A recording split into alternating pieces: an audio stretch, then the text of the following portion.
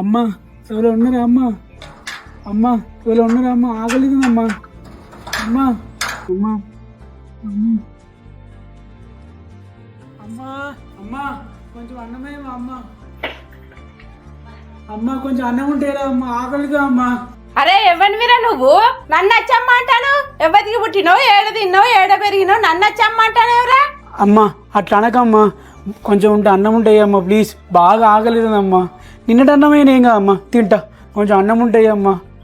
అమ్మ ఆయనకు అంతగానో ఆకలి అవుతుంది అంటే కానీ ఆయన కూడా మనలాంటి మనిషే కదా, కొంచెం అన్నం పెడితే ఏమవుతుంది? ఇవ్వ భయ్య